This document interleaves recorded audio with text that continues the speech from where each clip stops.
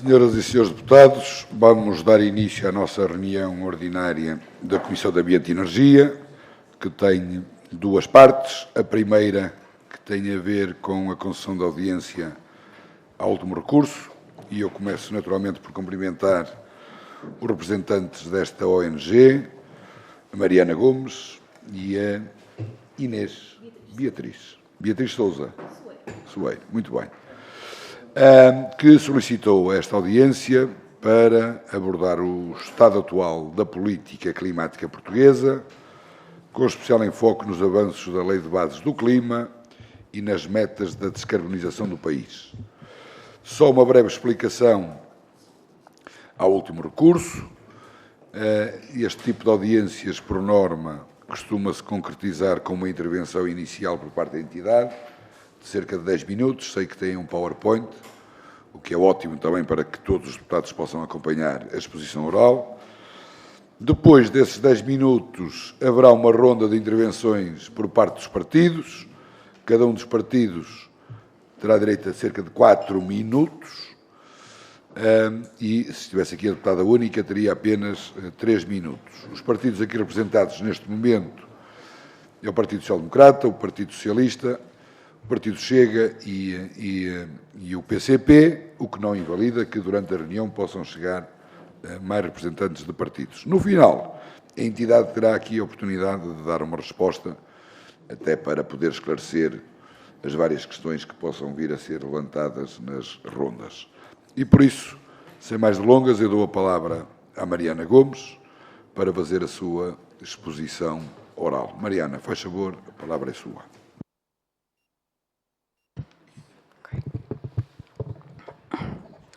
Bom dia a todos e a todas. Muito obrigada, Sr. Presidente, senhores e senhores deputadas. O meu nome é Mariana Gomes, sou Presidente da Associação Último Recurso e passo agora a fazer uma breve apresentação. Portanto, a Último Recurso é uma ONG portuguesa que utiliza o direito e os mecanismos legais, como a litigância climática, para fortalecer o Estado de Direito e promover a ação climática. Acreditamos fortemente no poder do direito para reduzir as emissões dos gases de efeito estufa, defender as comunidades mais afetadas e prevenir danos ambientais. Trabalhamos para provocar uma mudança sistémica de ponta a ponta, informando, implementando e aplicando a lei, aconselhando os decisores políticos sobre políticas públicas e sensibilizando e educando sobre o direito climático. Assumimos a missão de colocar os instrumentos jurídicos ao serviço da justiça climática e social, exigindo a transformação progressiva do atual sistema jurídico para alavancar a mudança estrutural necessária para enfrentar a atual crise climática. Estas são algumas das nossas áreas temáticas de atuação, para, enfim, quem tiver interesse. E o ponto que nos traz hoje, enfim, o objeto desta audição é a Lei de Bases do Clima. Uma lei que foi aprovada em dezembro de 2021, entrou em vigor em fevereiro de 2022. Por outras palavras, uma lei que está em vigor há quase 1000 dias, e é também uma lei que está em cumprimento, em quase total incumprimento, e é uma das razões pelas quais o último recurso está a processar o Estado português por omissão climática. Trago-vos aqui em especial o artigo 2 da Lei de Bases do Clima, um artigo pioneiríssimo na ordem jurídica portuguesa, que consagra a emergência climática, mas é ao mesmo tempo também um artigo que é uma caricatura perfeita da ação climática do Estado português. Fortes intenções, fracas ações. Reunimos um grande consenso na Assembleia da República para a aprovação desta lei. Relembro que é uma lei de bases, uma lei com valor reforçado nos termos da nossa Constituição, e ao mesmo tempo que reconhecemos a emergência climática, dizemos que não é uma declaração de estado de emergência climática e, por consequência, também não é uma prioridade para o nosso Estado. Mais uma vez, reforço aqui esta ideia, trago aqui um dado da Associação Zero, do atraso na implementação da Lei de Bases do Clima. Este dado foi buscá-lo ontem ao website, portanto, 987 dias de atraso desta lei, que seria a lei que promove a ação climática no país. Mas o incumprimento é crónico. Se formos novamente ao website da Associação Zero, conseguimos mapear todas as leis em Portugal que estão em incumprimento. E podemos dizer que, desde o surgimento do direito ambiental em Portugal, na década de 80, não há uma única lei que tenha sido cumprida no prazo correto. E trago-vos aqui mais alguns exemplos dos vários atrasos que estão em curso. Trago-vos ainda do manifesto Estado Climático do último recurso uma pequena citação. Portanto, a política climática não pode continuar a ser uma estratégia de marketing para entrar no clube dos europeus iluminados. Tem de ser um programa real de e para pessoas. Os chavões jurídicos que dão cabeçalhos nos mídias e boa reputação nas instituições europeias têm de chegar ao terreno, caso contrário não nos servem melhor do que o negacionismo climático. Portugal tem de deixar de parecer e passar a ser, e tem de ser ele próprio, rural e urbano, seco e costeiro, comburente e inundável.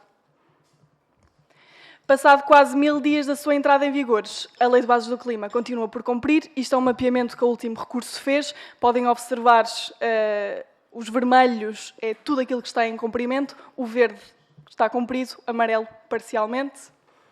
Mais uma vez, tudo a vermelhos. Em números, mais de 13 recomendações ou pareceres que se pendem do CAC, que mais uma vez também não existe, e as 13 recomendações também não. O portal da ação climática, alegadamente, existe, mas de acordo com o que está na norma, também não nos parece que esteja da melhor forma. Mais de 40 metas não calendarizadas e sem execução, mais de 6 planos, mais de 5 estratégias de orçamentos e mais de 13 relatórios públicos e privados. Isto era o que está previsto na Lei de Bases do Clima. O que é que foi executado? 4. O Plano Nacional de Energia e Clima, os Planos Municipais de Ação Climática, sendo que, dos últimos dados, 124 dos 308 municípios apresentaram o plano, os Planos Regionais de Ação Climática e as metas setoriais que também estão inseridas no PNEC.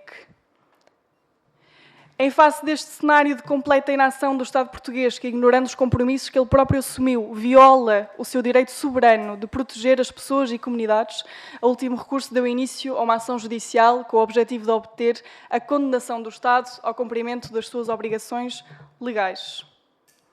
Esta inação do Estado português, sobretudo resultado da inação do Governo, é inaceitável no momento que atravessamos. A incompetência e negligência dos nossos representantes políticos é especialmente censurável no contexto de urgência climática que vivemos, porque dela resulta a violação dos direitos fundamentais à vida, ao ambiente e à liberdade.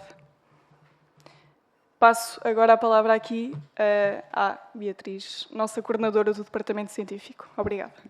Boa tarde bom dia a todos, muito obrigada aqui pela vossa presença. O que nós vos trazemos aqui são dados que vocês já deverão estar familiarizados. Estes são os resultados do Inventário Nacional de Emissões de 2024, portanto, lançado este ano, cujos últimos dados são de 2022. Deste pequeno gráfico, pronto, será comum a todos vós, observamos que já existiu uma diminuição face a 2005, que é a meta, aliás, que é o ano base, o ano de referência, que se encontra na Lei de Bases do Clima. Atualmente, em 2022, observamos uma redução de 34% das nossas emissões. Para chegarmos a 2030, falta-nos mais algum percurso a fazer. O que vocês veem aqui, a laranja, pronto, aqui está um bocadinho mais a castanho, é o percurso que nos falta para chegarmos a 2030 e atingirmos a primeira meta desta Lei de Bases do Clima. Onde é que nós estamos agora? Estamos ali, naquela bolinha quase a meio do percurso. Estamos no final de 2024, faltam 6 anos para a implementação. Se pensarmos que em 2030 consideramos o dia de 31 de dezembro, a bolinha um pouco antes do dia de hoje foi a primeira resolução de recomendação de cumprimento da Lei de Bases do Clima, que foi apresentada e aprovada. E o que é que nos resta? Portanto, em 2022 tínhamos umas emissões de 56,4 milhões de toneladas. Para atingirmos a meta de redução de 55%, temos de chegar às 38,7%, a diferença é 17,7%, e o que é que isto quer dizer em números reais? Uma diminuição de 2,2 milhões de toneladas de CO2 equivalente por ano até 2030. Trago-vos agora uns dados um pouco, obviamente, digamos assim, simbólicos, sim, simbólicos e um pouco cómicos, só para dar um pouco de realismo ao que é que significa 2,2 milhões de toneladas de CO2. 2,2 milhões de toneladas de CO2 é equivalente às emissões da refinaria de Sines, de acordo com o relatório da Galp de 2023. Ou seja, o que é que isto quereria dizer? Assumindo este primeiro cenário, isto quereria dizer que para chegarmos a 2030 e atingirmos a nossa primeira meta da Lei de Bases do Clima, teríamos de fechar 6 refinarias de Sines. Ora bem, nós não temos 6 refinarias de Sines, temos uma e faltam-nos reduzir as outras 5. O que é que também é equivalente a 2,2 milhões de toneladas de CO2 equivalente? 18% das emissões de todos os nossos transportes rodoviários. Ora bem, obviamente que toda a gente fala sobre a substituição das nossas frotas de transportes por frotas, portanto, de frotas de combustão para frotas elétricas e afins. No entanto, aqui o que estamos a ver é, portanto, a substituição de 18% da nossa frota num único ano. Pronto. Portanto, isto são comparações simbólicas, obviamente. Obviamente que há aqui coisas que não são possíveis de fazer, mas pronto, gostávamos só de trazer estas comparações para conseguirmos ter um pouco da escala do problema que estamos a ter e o risco que temos de incumprimento da primeira meta que foi disposta na Lei de Bases do Clima e também no PNEC. Acho que assim terminamos a nossa intervenção. Estamos aqui abertos às vossas questões. Obrigada. Muito obrigado. Acho que ficou claro a vossa mensagem e obrigado pela forma clara como a apresentaram. E, portanto, passamos de imediato às intervenções. Vou começar pelo Partido Socialista, na pessoa da Sra. Deputada Raquel Ferreira. Faz favor. 4 minutos. Muito obrigada, Sr. Presidente. Senhoras e senhores deputados, senhores representantes da Associação Último Recurso, em primeiro lugar, agradecer a vossa presença nesta comissão e a exposição que nos fizeram. Queremos começar por dar uma palavra de apreço à vossa associação, que se distingue das demais por utilizar o direito e a litigância climática para responsabilizar os principais infratores pela ação climática, pela crise climática. Também nós entendemos que devemos usar todos os meios legais que temos à nossa disposição também para combater as alterações climáticas.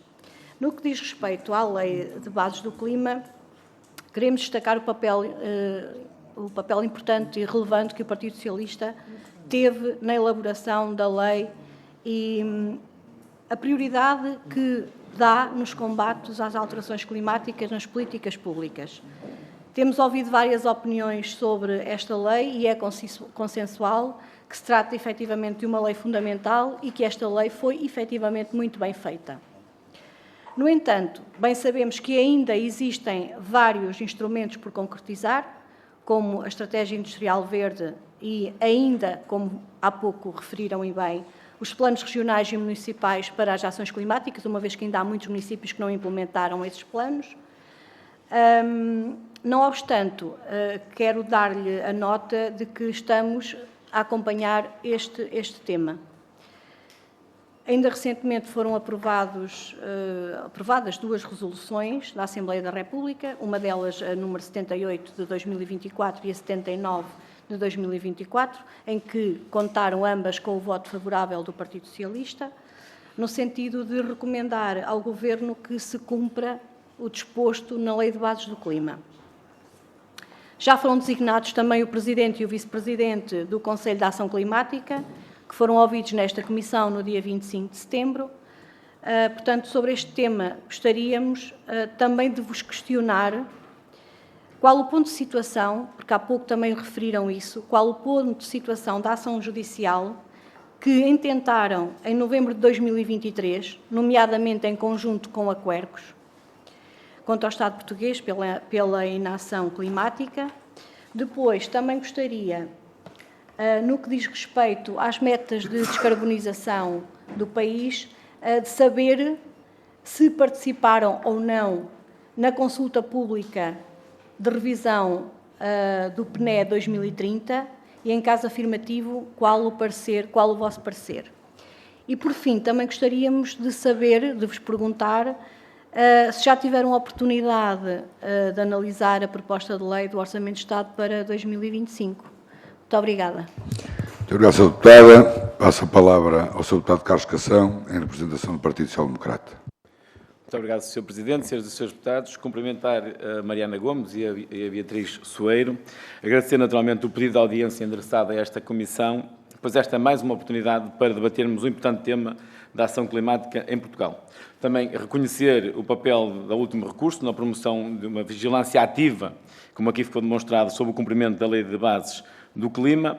No entanto, não posso deixar de salientar que o Estado português e o atual Governo, em particular, têm demonstrado de forma clara e inequívoca o seu compromisso com a aplicação rigorosa desta legislação. Portugal, aliás, é amplamente reconhecido como um dos países com maior nível de compromisso na ação climática.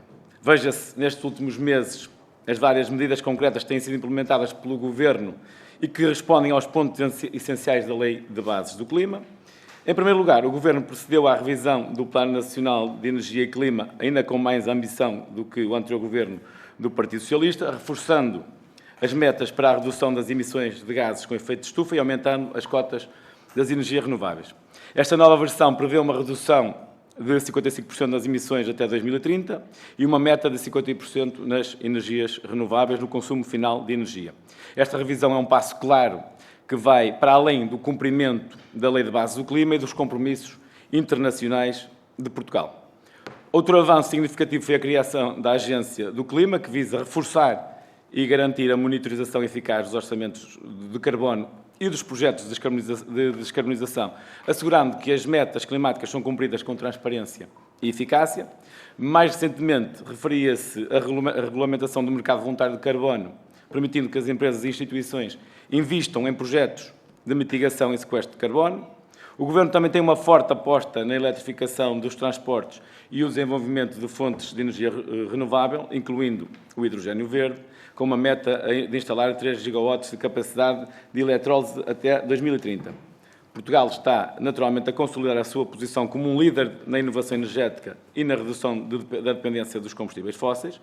Menciono ainda a promoção dos planos municipais de ação climática, sendo que a grande maioria dos municípios já tem planos em vigor ou está em fase de elaboração. Ou a estratégia de mitigação de longo prazo, que está em vigor, com base no roteiro para a neutralidade carbónica 2050, que continuará a orientar a ação climática do país até à sua revisão em 2025.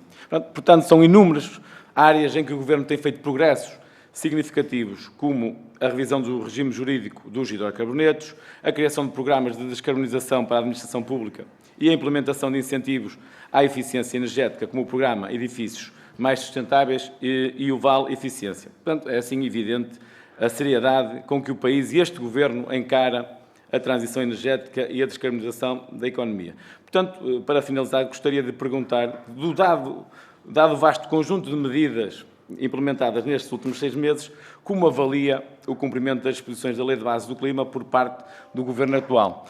E iria perguntar também, como o Partido Socialista aqui o fez, se efetivamente participaram na discussão pública do PNEC. E agora também, da forma como é que o último recurso olha para o PNEC, que propõe metas ainda mais ambiciosas que o Governo anterior, de que forma considera as críticas que têm sido feitas, sugerindo que Portugal tenha uma abordagem excessivamente ambiciosa na redução de CO2, sendo apelidados comuns totós do clima. E, por fim, uma vez que não conseguimos aceder ao vosso site, se nos poderiam fornecer mais dados sobre a vossa associação, nomeadamente sobre o número de associados e também outros detalhes relevantes ou até a vossa atividade. Muito obrigado. Muito obrigado, Sr. Deputado. Dou a palavra à Sra. Deputada Rita Matias, em representação do Partido Chega. Muito obrigada, Sr. Presidente. Na sua pessoa, cumprimento os senhores deputados e cumprimento também a Mariana Gomes e a Beatriz Soeiro, agradecendo pelos contributos e pelas preocupações que nos trazem e começando por explorar a divergência de fundo que temos. Não é uma divergência com base na preocupação pela conservação dos recursos do nosso ambiente e do clima. Aliás, até deixo como sugestão que conheçam Roger Scruton, um pensador conservador, nomeadamente a sua obra Filosofia Verde, mas a nossa divergência de fundo passa mesmo pelos métodos de conservação destes recursos que herdamos. É que podemos abraçar, de facto, esta forma conservadora de querer deixar para as novas gerações tanto ou mais recursos do que aqueles que temos, ou podemos abraçar a lógica da justiça social e a lógica da justiça climática, que mais não é do que um princípio coletivista, como coletivismos como o marxismo, por exemplo, e que desta forma consiste apenas num ódio ao Ocidente e que limita o crescimento económico. E, portanto, deixou uma série de considerações e de sugestões aos deputados à Assembleia da República e, se me permite a ousadia, eu deixo algumas recomendações e sugestões ao último recurso, nomeadamente transferirem o vosso departamento jurídico ou a vossa ONG,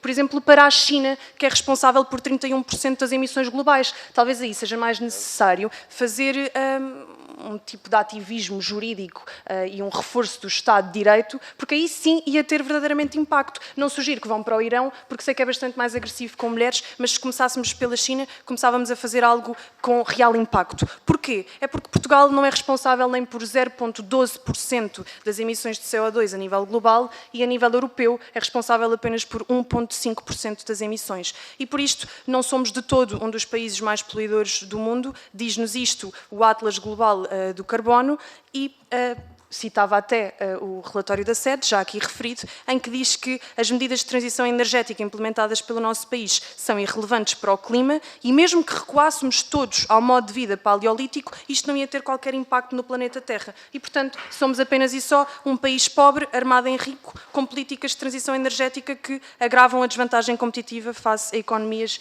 emergentes. Gostava também de deixar-vos algumas questões mais práticas. Percebemos que um dos métodos que tem é, então, o litígio, a litigância, e por exemplo, fazem-no relativamente a projetos como projetos de mineração. E eu gostava de vos perguntar, ora, a exploração destes recursos são essenciais para a transição energética e para reduzir a dependência de importações e para produzir baterias para carros elétricos, por exemplo. E, portanto, aquilo que eu vos pergunto é, se estivermos constantemente a bloquear processos de exploração, nomeadamente com recurso a estes meios, não estamos, de certa forma, a promover um neocolonialismo energético, na medida em que estamos a querer que Portugal dependa de países estrangeiros para conseguir satisfazer as suas necessidades de materiais críticos? E depois queria também vos perguntar qual é que é o impacto ambiental de transferirmos estas emissões, porque as emissões vão continuar a existir, a forma de exploração dos recursos vão continuar a existir, mas pode ser em países responsáveis, como já mostrei aqui que Portugal é, ou podemos importar para países que têm muito menos regulamentações e são muito menos exigentes do ponto de vista climático e ambiental e, portanto, não consideram que esta forma de atuação é uma hipocrisia ambiental. Depois, dizer também que compreendo que se preocupem com as comunidades, aliás, faz parte dos vossos princípios, apoiar as comunidades para poderem recorrer do ponto de vista jurídico a certas decisões e, uma vez mais, trago aqui o exemplo da mineração de lítio nas covas do Barroso. Mas sabem melhor que ninguém que este tipo de projetos são dos poucos que ainda vão dinamizando a economia local e que assim têm capacidade de gerar empregos, que têm capacidade de fixar populações no local e, a não ser que o último recurso me fale de algum projeto que tenha para fixar, criar empresas, dinamizar aquela economia, não sei de que forma é que querem ajudar as comunidades se não continuarem a empurrá-las para fora, para o litoral. Outra questão que vos gostava de deixar aqui é uma das questões que falam é a falta de transparência nos processos de licenciamento e somos sensíveis a essa matéria, mas ignoram muitas das vezes também os pareceres. Somos, e se reparar, o Grupo Parlamentar do Chega é dos poucos que agita constantemente esta bandeira aqui na Assembleia da República. Mas, ao mesmo tempo, também vão ignorando pareceres técnicos que consideram e que são favoráveis a estes projetos. E, portanto, aquilo que nós perguntamos é se a vossa exigência de mais participação pública é uma real preocupação para com as comunidades, para com dar voz aos cidadãos, ou se, por outra via, querem mesmo só bloquear o desenvolvimento industrial do nosso país e, desta forma, penalizar o país, porque, eventualmente, com os vossos sonhos woke, com o vosso desejo de combater o Ocidente, a não ser que me digam de que forma é que estão a combater outras geografias que são muito mais poluentes do que o nosso país. Muito obrigada. Obrigado, Sra. Deputada. Nós só começamos a contar, já tinha para aí 50 segundos, pronto. Mas, obrigado. Passo agora a palavra à última intervenção por parte dos partidos, ao Partido Comunista Português, na pessoa do Sr. Deputado Alfredo Maia. Faz favor. Muito obrigado, Sr. Presidente. Cumprimento as nossas convidadas, agradecendo a contribuição do último recurso para esta primeira contribuição nesta comissão. Eu peço desde já desculpa, mas imediatamente após a minha intervenção terei de ausentar-me porque tenho uma intervenção noutra comissão que está a decorrer simultaneamente. E tenho apenas 2 ou 3 questões que são, no essencial, um convite à vossa reflexão, que eu depois escutarei atentamente na gravação. E desde logo, se a vossa associação tem alguma reflexão ou se propõe fazer sobre a crescente financiarização de medidas da ação climática, não é? E que reflexão é que tem sobre a eficácia real e dos proveitos para quem do comércio de licenças de emissão versus os investimentos que são absolutamente necessários e são inadiáveis, designadamente nos processos produtivos, na melhoria das tecnologias de produção, dos próprios processos, no sentido de os tornarem mais eficientes, inclusive do ponto de vista da prevenção e da redução das emissões de gases com efeito atmosférico de estufa, entre outros poluentes. Finalmente, em relação à problemática da mineração em geral, e não circunscrita apenas à mineração de lítio, se não consideram que um processo integralmente conduzido por uma entidade de controle público em todo o ciclo, isto é, prospecção, avaliação de recursos, avaliação das possibilidades de exploração dessa riqueza nacional, mas também a avaliação realmente empenhada na prevenção dos efeitos ambientais, mas também para as populações, para o património, para a qualidade de vida, se tudo isso se fosse conduzido por uma entidade pública e já agora incluindo quanto à exploração, se os interesses das comunidades não estariam mais cautelados. Muito obrigado.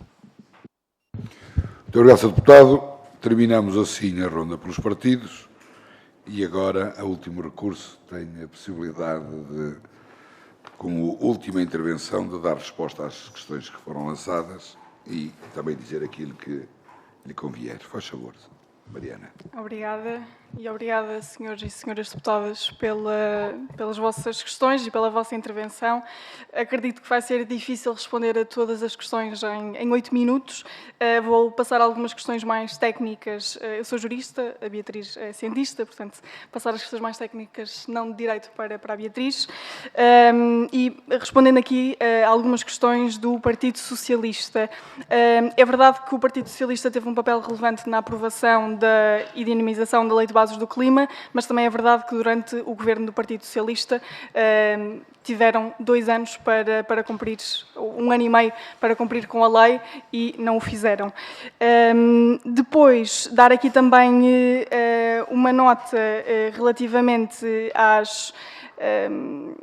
à ação judicial, que nos colocou também essa questão. Portanto, esta é a primeira ação de litigância climática no país. A ação neste momento está no Supremo Tribunal de Justiça e podemos dar o update de que o Supremo Tribunal de Justiça entendeu que os tribunais portugueses são competentes para decidir sobre matéria de omissão climática, nomeadamente com base no princípio da separação de poderes. Os tribunais têm, sim, a responsabilidade de julgar destas matérias de litigância e, portanto, foi um passo muito grande dado em Portugal neste fortalecimento do acesso à justiça ambiental e do Estado de Direito. Aguardamos agora pela resposta do Tribunal sobre se o Estado está em cumprimento ou não, e se está em cumprimento, o nosso pedido é que, após a sentença favorável, o Estado tenha 3 meses para cumprir com a Lei de Bases do Clima. Dando aqui agora, eu peço desculpa se não responder a todas as questões, dando aqui uma nota relativamente à intervenção do PSD? Sim. Não, como eu não entendia a menção do PSD, eu ouvi várias palavras aqui, portanto, que há uma ambição e uma motivação clara e inequívoca, um compromisso, uma promoção, portanto, todas palavras belíssimas, mas que, na verdade, não significa que Portugal esteja a agir, não é?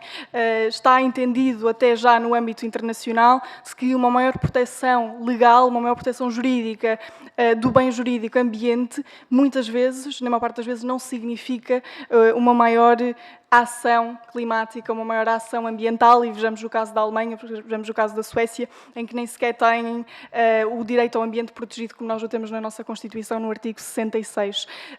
E, portanto, dar nota de que todas estas questões que foi elencando do PNEC, da cota para as energias renováveis, da eletrificação dos transportes, são questões importantes, mas são questões que formalmente e materialmente não cumprem com a Lei de Bases do Clima. Portanto, este Governo que que teve a delegação de competências há cerca de meio ano, ainda não fez o que nós achamos que poderia ter feito no espaço de meio ano, e compreendemos todas as dinâmicas políticas e todas as dificuldades, mas se o artigo 2 da Lei de Bases do Clima prevê uma emergência climática, então a nossa Assembleia da República, o nosso Governo, os nossos partidos aqui representados têm que agir de acordo com esta lei, independentemente de ideologias, independentemente de crenças ou o que quer que seja. Está na lei e, enquanto deputados eleitos pelo povo português, é dever de cada pessoa que está nesta sala cumprir com a lei.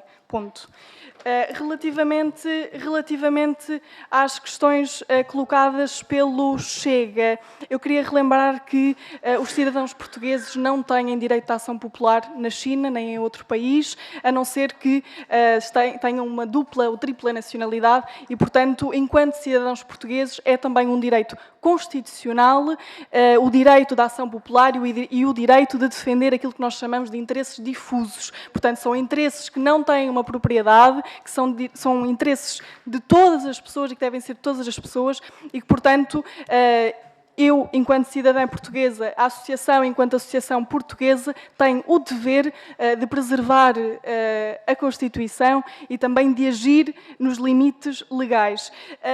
Depois dar aqui uma nota de que, enfim, não vou fazer comentários em questão às temáticas da ideologia, porque, mais uma vez, perante as mortes, perante os incêndios, perante a seca, perante a redução de colheitas, perante as catástrofes naturais que temos visto nos últimos anos, nos últimos meses, em setembro, no nosso país, é negligente falar de crise climática como uma questão ideológica. E dizer ainda que Portugal, apesar de não ter a nível global um papel que nós possamos chamar de responsabilidade histórica nas emissões, tem um papel sim de responsabilidade histórica na adaptação como país do norte global, e Portugal ainda tendo o secretário-geral das Nações Unidas português, o presidente do Conselho Europeu português também, e ainda um dos países que lidera a CPLP e a comunidade PALOP, em termos diplomáticos, Portugal tem sim um papel relevantíssimo no combate e na ação climática, e não podemos ignorar este facto e achar que a ambição de Portugal será esquecida e estaremos orgulhosamente sós a fazer esta ação. Relativamente ao PNEC, vou passar aqui a palavra à Beatriz e dizer que sim, nós submetemos consulta pública, o parecer à consulta pública do PNEC. Relativamente à associação, dar aqui só mais duas notas. O nosso website está ativo, portanto não sei porque é que não conseguiram ter acesso, mas terei todo o gosto em dar mais informações, enfim, posteriormente, não temos assim tanto tempo.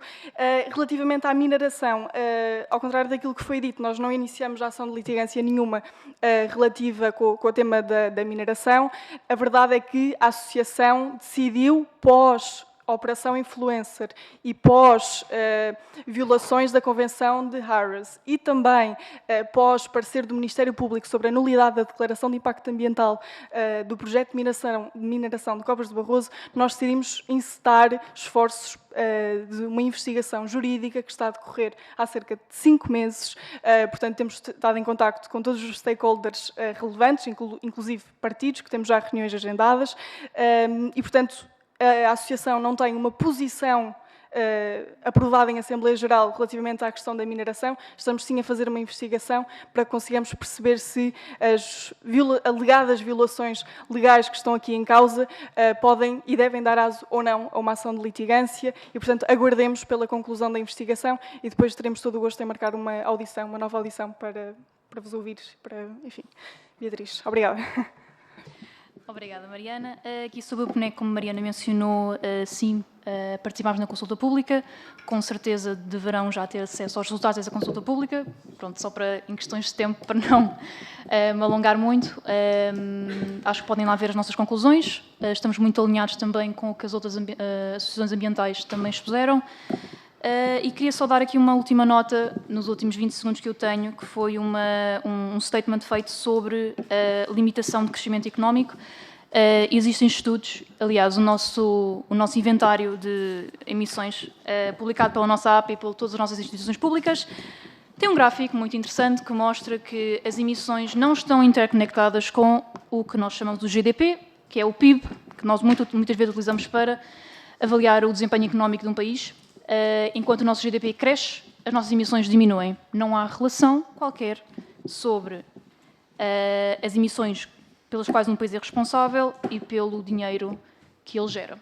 Portanto, sim, é possível fazer uma separação destas duas matérias. Sim, ainda temos muito caminho para fazer. Sim, dá trabalho, mas é possível. Obrigada. Muito obrigado. Com esta última intervenção, faz favor, Rita, quer fazer uma interpelação à mesa? Sim, senhor. Muito obrigada, Sr. Presidente. Apenas uma interpelação à mesa sobre a condução dos trabalhos para deixar claro de que o Grupo Parlamentar do Chega não expôs sequer a sua visão ideológica sobre a matéria. Deixamos isto para outros fóruns e já é público, mas que a referência ideológica foi trazida pela Associação Último Recurso quando disse que abraçavam o conceito de justiça social e justiça climática, e justiça social é um conceito político e ideológico e, por isto, colocado em causa então pelo Grupo Parlamentar do Chega, porque defende um conjunto de princípios de igualdade, de distribuição e redistribuição da riqueza e, assim sendo, é uma forma de coletivismo. Obrigada. Com toda a condescendência, Pedro, faz favor. Sr. Presidente, para uma interpelação à mesa relativamente à condução dos trabalhos, isto sim relativamente à condução dos trabalhos, porque aquilo que a senhora deputada Rita Matias do Chega fez não foi uma interpelação à mesa sobre a condução dos trabalhos, foi mais uma vez para, não obstante ter tido mais tempo que todos os grupos parlamentares para fazer a sua intervenção relativamente a esta a audiência com esta associação, ainda ter uma última palavra relativamente a este assunto e, obviamente, isso é um abuso claro dos pontos regimentais que temos em causa. Pronto, vamos dar por terminada a nossa audiência. Agradeço muito a Mariana e a Beatriz. A senhora deputada, faz favor. E isso também agora acho que está... Não, Sr. Presidente, desculpe. Apenas e só sobre a condução dos trabalhos verdadeiramente para que fique clarificado que foi um lapso da mesa e não do Grupo Parlamentar do Chega em relação ao tempo, porque de facto eu penalizo não é por isso. responsabilidade. Pensei que a interpelação à mesa fosse para felicitar o Presidente pela paciência sobre tudo isto. Eu acho que a audiência correu muito bem. A ONG apresentou de forma clara aquela que é a sua missão. Por mais que todos queiram aqui colocar alguma ideologia, não é isso que está aqui em causa. É apenas e só o cumprimento de uma lei da República que está em vigor e, portanto, fica agora à mercê dos partidos tomarem alguma iniciativa legislativa no âmbito daquilo que aqui foi dito. Muito obrigado a todos e eu vou convosco lá fora e depois damos início à nossa reunião. A questão do site, só para ficar aqui, o site do Último Recurso, nós temos acesso a ele, só não temos cá dentro na Assembleia da República. Mas está a ser resolvido.